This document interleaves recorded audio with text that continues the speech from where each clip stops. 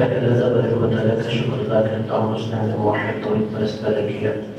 پھر خدا کا شکر ہے اس نے ہمیں توحید پرست ہونے کے ناطے اس نبی کی امتی ہونے کا شرف عطا کیا،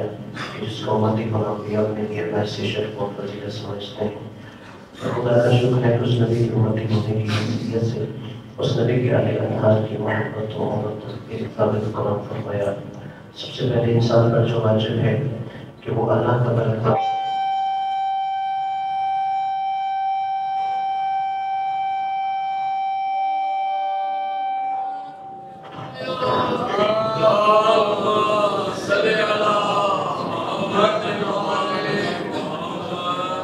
انسان اللہ تبارک و تعالیٰ کی ذات کی معرفت حاصل کرے۔ اور جب ہم خدا کی ذات کی معرفت کی بات کرتے ہیں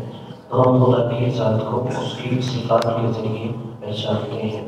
یعنی وہ ذات کن صفات کی حامل ہے، اور ان صفات کے ذریعے ہی ہم اللہ تبارک و تعالیٰ کا تقرب حاصل کرتے ہیں۔ یعنی ایک وہ انسان ہے کہ جسے اللہ تبارک و تعالیٰ کی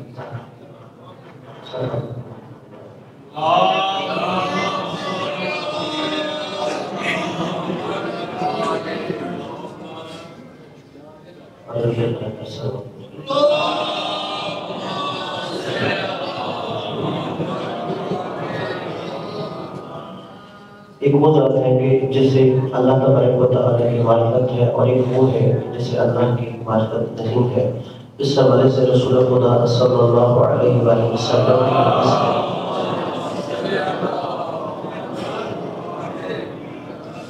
کہ جو اللہ تعالیٰ کی معرفت کے ساتھ اس کی عبادت کرتا ہے کہ اس کی 2 رکعت نماز غیر معرفت والے کی 70 رکعت کے برابر ہوتی ہے۔ یعنی جب انسان خدا کی بارگاہ میں حاضر ہو، اس کی عبادت کرے، تو پہلے ہمیں یہ معرفت ہونی چاہیے کہ ہم جس کی عبادت کر رہے ہیں وہ ذات کن صفات کی حامل ہے۔ اور اسی لیے جب ہم خدا کی صفات دیکھتے ہیں تو خدا کی ذات واحد ہے کہ جو کائنات میں قدیم ہے۔ قدیم کا مطلب یہ ہے کہ ہمیشہ سے ہے۔ اللہ کے علاوہ اور کوئی ذات قدیم نہیں ہے۔ باقی جو بھی مخلوقات ہو، ایک زمانہ تھا جب وہ مخلوق نہیں تھی،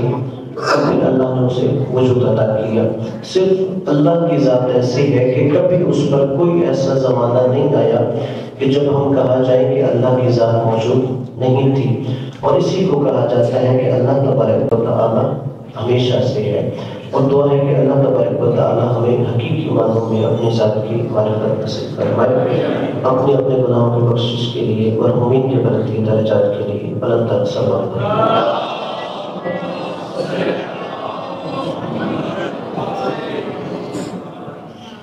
اللہ تبارک و تعالیٰ نے اپنے جتنے بھی مخلوقات پیدا کی ہیں ان کو زندگی گزارنے کا طریقہ اور سلیقہ بھی سکھایا ہے۔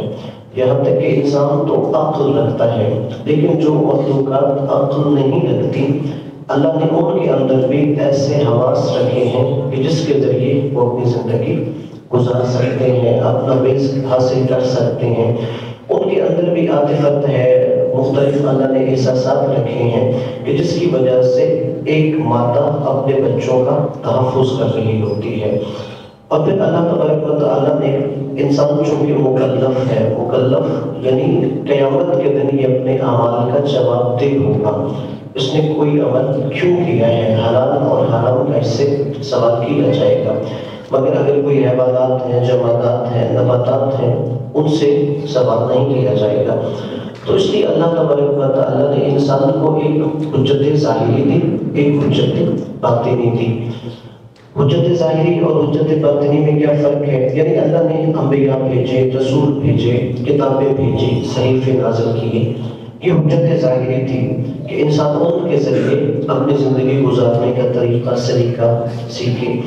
اور دوسری حجت باطنی ہے۔ حجت باطنی کیا؟ اگر کوئی انسان کہے کہ میں ایسے علاقے میں رہتا ہوں جہاں کوئی نبی نہیں آیا، کوئی رسول نہیں آیا، جو میں نے کسی کتاب یا صحیفے کے بارے میں نہیں سنا، تو کیا پھر اللہ اسے حساب کتاب نہیں دے گا؟ نہیں، اللہ نے اس پر بھی ایک حجت قائم کی، اس کے پاس بھی دلیل تھی، اور وہ حجت باطنی عقل ہے۔ یعنی اگر کوئی انسان اپنی عقل کے مطابق زندگی گزار رہا تھا، مثال کے طور پر جیسے کوئی ایمیزون کے جنگلات میں دور دراز برازیل کے علاقے میں رہتا ہے، اور وہاں پہ وہ اپنے قبیلے سے باہر کچھ نہیں جانتا، تو کیا اس سے حساب کتاب نہیں ہوگا؟ نہیں، اللہ اس سے بھی حساب کتاب لے گا، اور اس سے وہ فیصلہ اس کے عقل کے مطابق کیا جائے گا، کیونکہ عقل کے اندر یہ صلاحیت ہے کہ وہ اچھائی اور برائی میں فرق کر سکتی ہے، وہ نیکی اور بدی میں فرق کر سکتی ہے۔ مثلا اگر کسی انسان کو کسی معاشرے میں چھوڑ دیا جائے، اس کی کوئی تعلیم و تربیت بھی نہ کی جائے، تو آپ اگر اس سے پوچھیں کہ یہ سچ بولنا چاہیے یا جھوٹ بولنا چاہیے، وہ کہے گا سچ بولنا چاہیے۔ آپ اسے کہیں کہ امانت داری کرنی چاہیے یا خیانت کرنی چاہیے، وہ کہے گا امین ہونا چاہیے۔ ظالم کا ساتھ دینا چاہیے یا مظلوم کا، وہ کہے گا مظلوم کا۔ آپ کہیں گے یہی تو تعلیمات قرآن کی ہیں، یہی انبیاء کی ہیں، اور اس کو کسی نبی، کسی قرآن، کسی کتاب کا نہیں پتا، تو پھر وہ یہ فیصلہ کیسے کرتا ہے؟ نہیں، اللہ نے جو اسے حجت باطنی عقل دی ہے، وہ اپنی عقل کی بنیاد پر اس اچھائی اور برائی میں فیصلہ کر سکتا ہے۔ اور جس کے پاس انبیاء، رسول، ائمہ یا کتابیں نہیں گئی، صحیفے نہیں اس تک پہنچے، اگر وہ اپنی عقل کے بتائے ہوئے ان اصولوں کے مطابق بھی زندگی گزارے گا تو اللہ اسے جنت میں بھیجے گا۔ تو اس لیے انسان کو ہمیشہ یہ کوشش کرنی چاہیے کہ جو اللہ نے ہمارے اوپر حجتیں قرار دی ہیں، ہم ان حجتوں سے استفادہ کریں اور اس کے مطابق زندگی گزاریں۔ پھر اللہ نے جو قرآن میں ایک انسان کا مزاج بیان کیا، اول انسان اذا اکرمہ ونعمہ فیقول ربی اکرمن، اللہ نے کہا انسان کا مزاج یہ ہے کہ اگر اللہ تبارک و تعالیٰ کسی انسان پر بہت زیادہ نعمتیں نازل کر رہا ہو، مسلسل اس پر کرم نوازیاں ہو رہی ہوں، تو وہ کہتا ہے کہ میرا رب مجھ سے بڑا راضی ہے۔ یعنی اگر کوئی انسان گناہگار بھی ہے، خطاکار بھی ہے، لیکن اگر اس پر مسلسل نعمتیں نازل ہو رہی ہیں، زندگی میں آسانیاں ہیں، تو اللہ نے کہا وہ کیا کہتا ہے؟ میرا رب مجھ سے راضی ہے، میں اپنے رب کے بڑا قریب ہوں، خدا کے نزدیک میں عزت دار ہوں۔ اما اذا مبتلاه فقدر علیہ رزقہ فیقول ربی اہانن، اللہ نے کہا اور جب ہم کسی انسان کو آزمائش میں مبتلا کرتے ہیں اور اس کا رزق تھوڑا سا تنگ کر دیتے ہیں، فیقول ربی اہانن، تو وہ کہتا ہے اب میرا رب لوگوں میں میری توہین کرنا چاہتا ہے۔ کہ یہ انسان کا اللہ نے کہا مزاج ہے۔ حالانکہ نہ تو نعمتوں کا نازل ہونا اس بات کی دلیل ہے کہ وہ اللہ کے بڑے قریب ہے، اور نہ ہی آزمائشوں میں مبتلا ہونا اس بات کی دلیل ہے کہ اللہ اسے بھی معاشرے میں رسوا کرنا چاہتا ہے۔ ورنہ اگر ہم تاریخ انسانیت میں دیکھا جائے، سب سے زیادہ جو آزمائشیں گزری ہیں وہ اللہ کے جو جتنا قریبی ہوتا ہے اتنی زیادہ اس کی آزمائش زیادہ ہوتی ہے۔ اور یہی وجہ ہے کہ 1,24,000 انبیاء میں 5 انبیاء اولو العزم ہیں، جنہیں کہا جاتا ہے وہ صاحب شریعت ہے، سب سے بڑے نبی ہیں، لیکن ان کے لیے جو ٹرم قرآن نے استعمال کی اولو العزم کی، اولو العزم کا مطلب یہ ہے کہ یعنی ان کے اوپر جتنی آزمائشیں آئیں، جتنی پریشانیاں آئیں، جتنی سختیاں آئیں، اس کے مقابلے میں ان کا عزم، ان کا حوصلہ، ان کی ہمت انتہائی مضبوط تھی۔ اور رسول کو کہا گیا کہ فصل کا بلتا بولا اولو العزم من الرسول، میرے نبی آپ بھی اسی طرح صبر کریں جیسے اولو العزم رسولوں نے پہلے صبر کیا ہے۔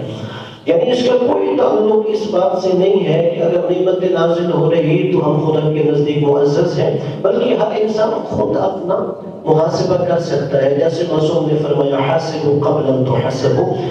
کہ اس سے پہلے قیامت کے دن کوئی اور آپ کا حساب کتاب لے، آپ خود ہر روز اپنا حساب کتاب لیا کرو کہ یعنی میں خدا کے قریب ہو رہا ہوں یا میں خدا سے دور ہوتا جا رہا ہوں۔ اور پھر اللہ تبارک و تعالیٰ نے یہ جو دنیا کی زندگی بنائی ہے یہ اسباب اور مسببات کے تحت چلتی ہے۔ یعنی کوئی بندہ یہ کہے کہ زندگی میں معجزے ہوتے ہیں، اگر دیکھا جائے تو معجزہ تو نبی اپنی حقانیت کے لیے جو دلیل کے طور پہ پیش کرتا ہے اسے معجزہ کہتے ہیں۔ مگر اگر ہم اپنی عملی زندگی میں بھی یہی کہیں شاید معجزات ہوں گے اور زندگی میں تبدیلیاں آتی رہیں گی، ایسا نہیں ہے۔ اللہ نے اسباب بنائے ہیں، مسببات بنائے ہیں۔ اگر سورج طلوع ہوتا ہے، غروب ہوتا ہے، یا اسی طرح ہوائیں چلتی ہیں، یا اسی طرح بارشیں برستی ہیں، اللہ نے انہیں اس اسباب کے ساتھ جوڑا ہوا ہے کہ جب وہ اسباب ظاہر ہو جاتے ہیں تو پھر مسبب پیدا ہو جاتا ہے. تو لہٰذا انسان کو اپنی عملی زندگی میں جیسے انبیاء نے خود بتایا کہ ایسے اسباب کے تحت وہ زندگی گزارتے تھے کہ جس کے ذریعے اس زندگی کا نتیجہ ظاہر ہوتا تھا.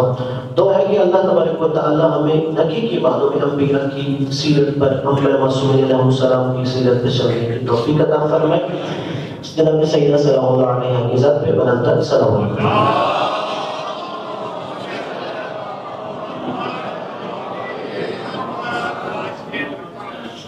اور پھر یہ جب ہم اپنی زندگی میں دیکھتے ہیں بس اوقات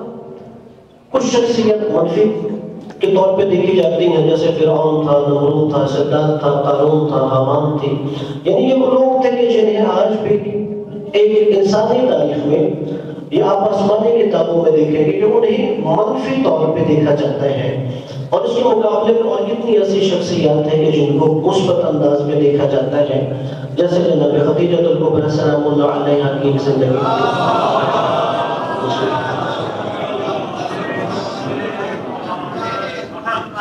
اب ان دو کرداروں میں فرق کیا تھا کہ اللہ نے موسیٰ علیہ السلام کے مقابلے میں جو فرعون تھا، یا جناب ابراہیم کے زمانے میں جو نمرود تھا، جو لوگ تھے کہ جن کو اللہ نے بادشاہت دی، طاقت دی، سلطنت دی، دولت دی، اقتدار دیا، لیکن انہوں نے اس چیز کا منفی فائدہ اٹھایا. اور منفی فائدہ اٹھاتے ہوئے یہ خود کی ربوبیت اور خدائی کے دعوے دار بن بیٹھے. یعنی جیسے قرآن میں اللہ نے اور آیت میں کہا کہ جب انسان اپنے آپ کو دیکھتا ہے نا اس پر مسلسل نعمتیں نازل ہو رہی ہے تو انسان کے اندر سرکشی آ جاتی ہے، طغیانیت آ جاتی ہے. تو اسی طرح نمرود یا فرعون ان جیسے کردار ہوتے کہ جب اللہ نے مسلسل انہیں اقتدار دیا، دولت دی، تو یہاں تک کہ قرآن میں ہے کہ وہ کہتا تھا انا ربکم الاعلی، میں تمہارا سب سے بڑا رب ہوں کہ جو مجھے نہیں جھکے گا میں اسے سزا دوں گا. ایک سرکشی تھی اقتدار کی وجہ سے، دولت کی وجہ سے، حکومت کی وجہ سے. مگر دوسری طرف جو کردار ہم نے دیکھا جناب خدیجہ الکبریٰ سلام اللہ علیہا کا،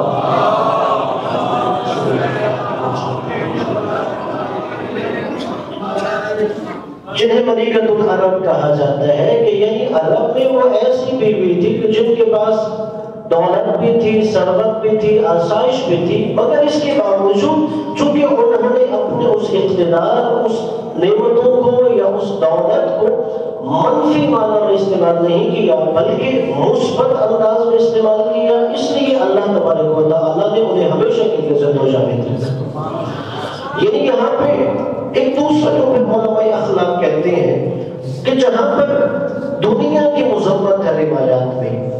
اس سے مراد یہ ہے کہ ہم دنیا کو اپنا ہدف اور مقصد بنا لیں تو یہ مذمت ہے. لیکن اگر آپ دنیا کو اپنے ہدف اور مقصد تک پہنچنے کا وسیلہ قرار دیں گے تو شریعت اس کی تعریف کرتی ہے. جیسے جناب خدیجہ الکبریٰ سلام اللہ علیہا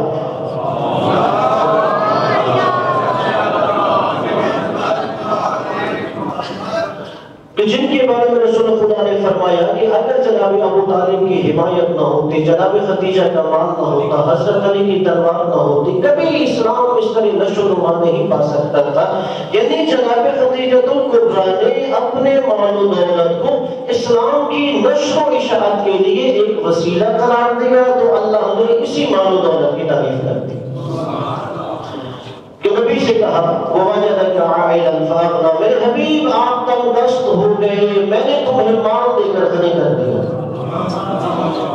یعنی جناب خدیجہ الکبریٰ نے چونکہ اس مال و دولت کو شریعت کی نشر و اشاعت کے لیے ایک ہدف اور وسیلہ بنایا، اس لیے تعریف ہو رہی تھی. اور جس نے اسی مال و دولت کو اپنی زندگی کا اصل ہدف اور مقصد بنا دیا تو اسی فرعون کو، نمرود کو یا قارون کو اللہ مذمت کر رہا تھا. یعنی اللہ نے یہاں پر یہ سبق دیا کہ آپ دنیا کو اپنی آخرت کی زندگی کے لیے ایک وسیلہ قرار دو بلکہ اسے صرف اپنے لیے ہدف قرار نہ دو. اور پھر اللہ نے انسان کو بھی یہ کہا کہ ان تقرضوا اللہ قرضا حسنا فیضاعفہ لکم، کہ یعنی جناب خدیجہ یہ واقعی جنہوں نے اسی دنیا کو آگ وسیلہ قرار دیا، اور اللہ نے قرآن کے بارے میں سارے مسلمانوں کو کہا ان تقرضوا اللہ قرضا حسنا، کہ اگر تم اللہ کو قرض حسنا دو۔ اب انسان سوچتا ہے کہ قرض تو وہ مانگتا ہے کہ جو محتاج ہوتا ہے، کیا ہم جیسا کوئی گناہگار، ہم جیسا محتاج اس بے نیاز کو قرض دے سکتا ہے؟ اللہ نے کہا ان تقرضوا اللہ قرضا حسنا، اگر تم اللہ کو قرض حسنا دو یضاعف لہ، تو اللہ اسی قرض حسنا کو تمہیں دو گنا کر کے واپس لوٹا دے گا۔ نعرہ تکبیر، نعرہ رسالت، نعرہ حیدری، نعرہ زمانہ بلند الصلوات۔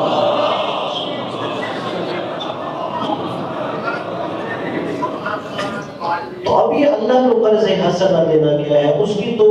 کوئی وجود نہیں ہے، جسم نہیں ہے، ذات نہیں ہے کہ وہ ہمارے پاس آئے گا۔ اس میں یہی ہے کہ اپنے ارد گرد دیکھیں کوئی اللہ کی مخلوق میں سے ایسا ہو کہ جو ضرورت مند ہے، اگر آپ اس پہ خرچ کر رہے ہیں تو اللہ تمہیں دو گنا واپس لوٹائے گا۔ اپنے خاندان میں دیکھیں اگر کوئی ضرورت مند ہے، تندرست ہے، غریب ہے، وہ آسودگی کی زندگی نہیں گزار سکتا، اپنے بچوں کو نہیں پڑھا سکتا، ہسپتال میں جا کے دوائی لینے کی شکایت نہیں ہے، اگر آپ اس کے بچوں کی فیس دے رہے ہیں، اس کو ہسپتال میں علاج کروا رہے ہیں، گویا آپ اللہ کو قرض حسنہ دے رہے ہیں جو اللہ دو گنا تمہیں واپس لوٹائے گا۔ تو اللہ تبارک و تعالیٰ کو قرض حسنہ دینا یہ ہے کہ یہ دیکھو کہ معاشرے کا کون سا ضرورت مند ہے، جب تم اللہ کی اس مخلوق پر، اللہ کے بندوں پر خرچ کرو گے تو گویا یہ اللہ کو تم قرض دے رہے ہو اور اللہ تمہیں دو گنا کر کے واپس لوٹا رہا ہوگا۔ اور یہی وجہ ہے کہ آپ جتنی ایسی روایات دیکھیں گے کہ جہاں پر اس چیز کے ہے کہ انسان رزق میں کمی کا شکار ہے، تو ان میں معصومین نے یہی کہا کہ تم زیادہ سے زیادہ بندگان خدا پر خرچ کرو تو اللہ تمہارے رزق میں وسعت پیدا کر دے گا۔ جیسے مشہور شعر بھی ہے، کرو مہربانی تم اہل زمین پر، خدا مہربان ہوگا عرش بری پر، یعنی اگر تم اللہ کے بندوں پر اپنی نظر کرم رکھتے ہو تو ہمیشہ تم اللہ کی خاص نظروں کے تلے رہتے ہو۔ تو ہے کہ اللہ تبارک و تعالیٰ ہمیں حقیقی معنوں میں شریعت اسلامیہ کو سمجھنے کی توفیق عطا فرمائے۔ اپنے اپنے گناہوں کی بخشش کے لیے، دعاؤں کی استجابی کے لیے برکت صلوات۔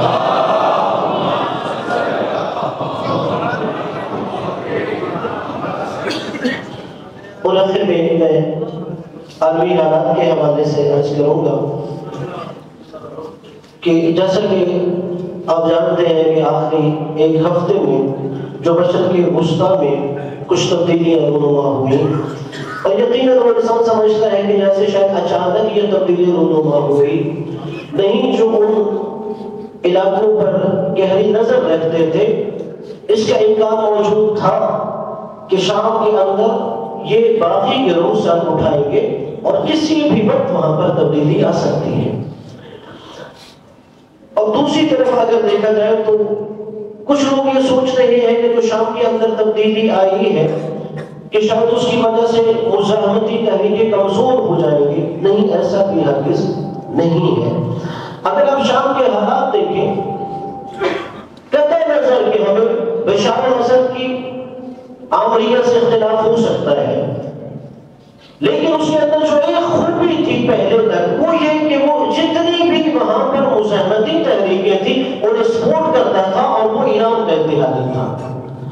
اور ایران سے اس کا اتحاد کوئی مسئلے کی بنیادوں پہ نہیں تھا کہ کوئی شاید یہ سمجھے بشار الاسد کوئی شیعہ تھا، وہ شیعہ نہیں تھا، وہ بڑا کوئی دیندار تھا، وہ کوئی دیندار نہیں تھا، وہ ایک لبرل قسم کا انسان تھا، لیکن صرف یہ تھا کہ وہ اسرائیل کے خلاف تھا، اس لیے ہر وہ مذہب اور مسلک ہو، وہ عیسائی ہوتے، مسلمان ہوتے، شیعہ ہو، سنی ہو، دروز ہو، علوی ہو، وہ شام میں بشار الاسد کو اس لیے سپورٹ کر رہے تھے کہ وہ امریکہ اور اسرائیل کا مخالف تھا۔ اور 2011 سے پہلے ترکی شام اور اسرائیل کے مذاکرات کروا رہا تھا کہ ان کا جو علاقہ گولان ہائٹس ہے وہ انہیں واپس کر دیے جائیں اور جو امریکہ نے اس پر پابندیاں ہیں وہ ختم کروا دی جائیں. اور اس میں واضح طور پر یہ بشار الاسد کے انٹرویو میں نے خود جو سنا کہ آپ نے وہ جو مذاکرات کیے اسرائیل سے کہ اس کا کیا نتیجہ نکلا. اس نے کہا جی وہ مجھے یہ کہتے ہیں کہ آپ ایران اور حزب اللہ سے ہاتھ پیچھے کھینچ لیں, ہم آپ کا علاقہ آپ کو واپس کر دیں. تو اس نے کہا کہ یہ کیسے ممکن ہے کہ میں اپنا ہی علاقہ واپس لینے کے لیے اپنے دو دوست چھوڑ دوں. جب یہ مذاکرات ناکام ہو گئے تو 2011 میں شام کے اندر مختلف باقی گروہوں کو تشکیل دیا گیا جس کے اندر جبہت النصرہ تھی, داعش تھی, اسی طرح فری سیرین آرمی تھی, کہ ان کو اس کے خلاف اٹھایا گیا اور وہاں پر مختلف شہروں میں احتجاج ہوتے رہے اور ان احتجاج کرنے والوں کو باقاعدہ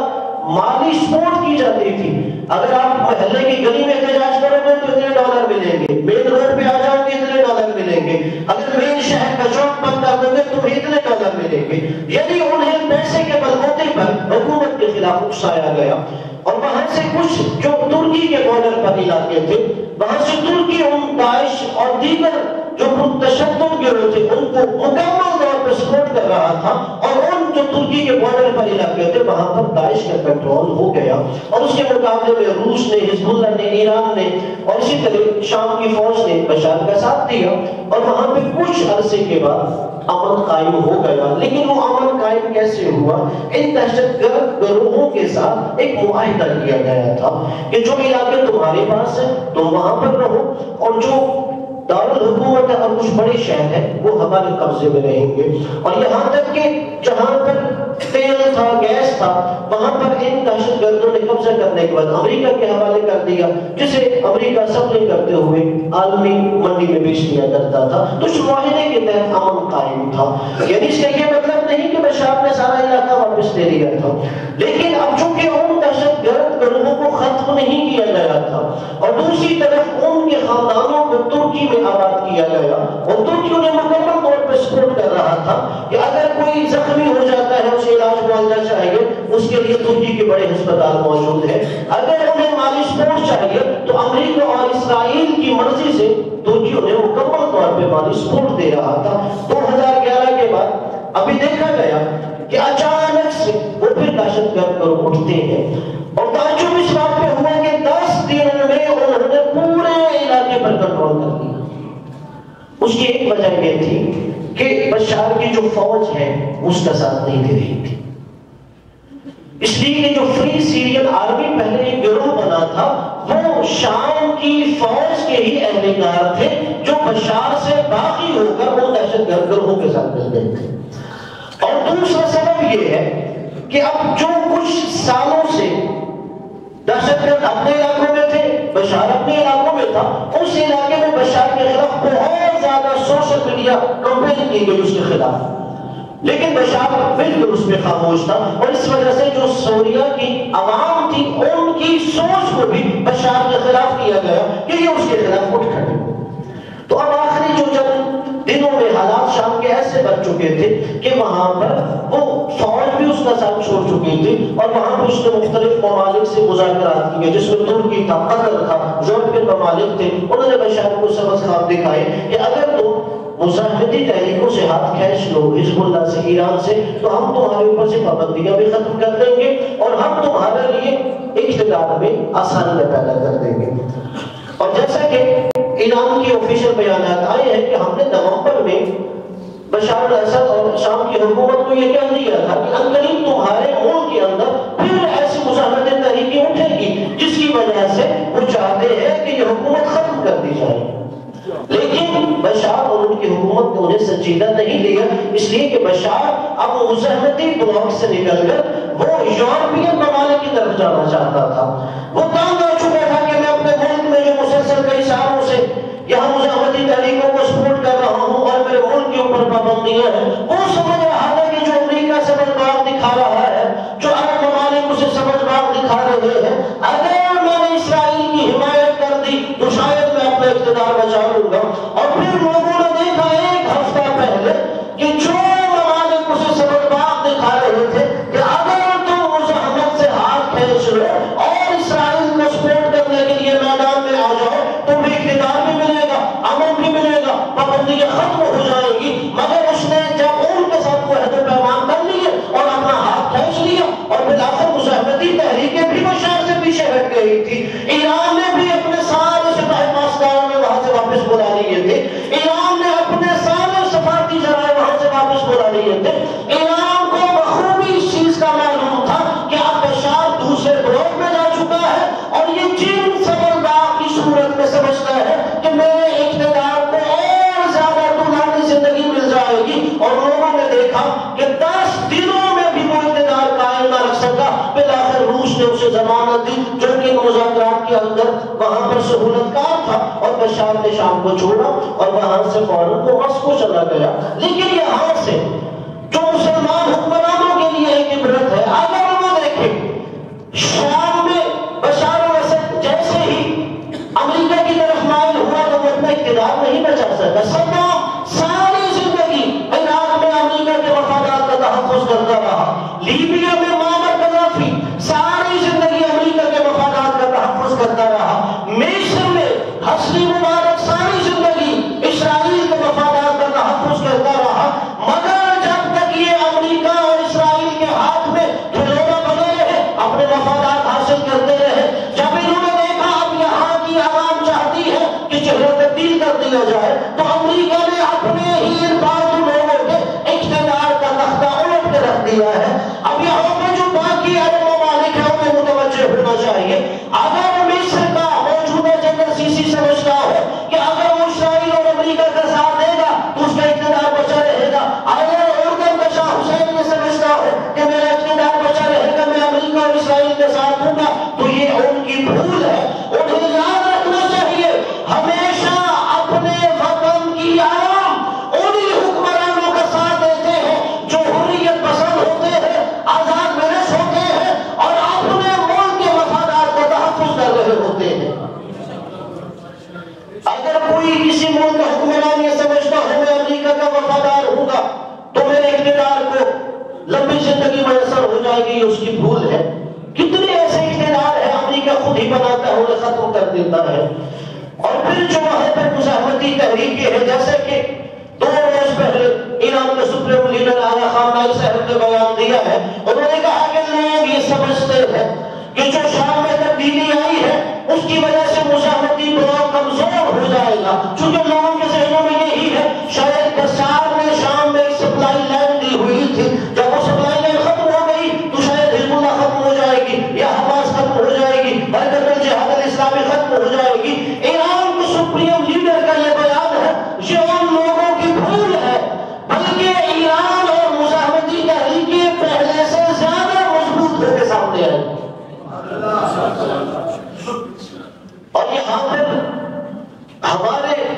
حکمرانوں کو بھی متوجہ ہونا چاہیے کہ وہ کن کے مفادات کا تحفظ کرتے ہیں، وہ اپنے ملک کے مفادات کو مقدم رکھتے ہیں یا عالمی اسٹیبلشمنٹ کے مفادات کو تحفظ دیا جاتا ہے۔ اگر تو ہم اپنے ملک کے مفادات کو مقدم رکھتے ہیں تو اس کا مطلب یہ ہے کہ اس ملک کی عوام اور حکمرانوں کے لیے اپنا جان مال سب کچھ قربان کرنے کو تیار ہے، اور اگر آپ اپنے ملک کی سرزمین سے وفادار نہیں ہے بلکہ عالمی اسٹیبلشمنٹ کے مفادات کو تحفظ دیتے ہیں، تو یاد رکھیے جب بھی آپ پر مشکل آئے گی نہ آپ کو عالمی اسٹیبلشمنٹ کے مہرے بجا سکتے ہیں اور نہ ہی اس ملک کی عوام آپ کا ساتھ دے سکتی ہے۔ سب سے پہلے ہمیں اپنے ملک کے مفادات کو مقدم رکھنا چاہیے، اور جیسے واضح طور پر اسلام کا پیغام ہے کہ جہاں پر بھی ظالم ہو اس کے خلاف کھڑے ہو اور مظلوم کی حمایت کرنی چاہیے، اور ہماری دعا ہے کہ اللہ تبارک و تعالیٰ جہاں پر بھی مظلوموں کی حمایتی موجود ہے اور جہاں پر بھی مظلوم کا ساتھ دینے والے ہیں، اللہ تبارک و تعالیٰ نے فتح و کامیابی نصیب فرمائے اور ظالموں کو نیست و نابود فرمائے۔ بسم اللہ الرحمن الرحیم، انا اعطیناک الکوثر فصل لربک وانحر ان شانئک هو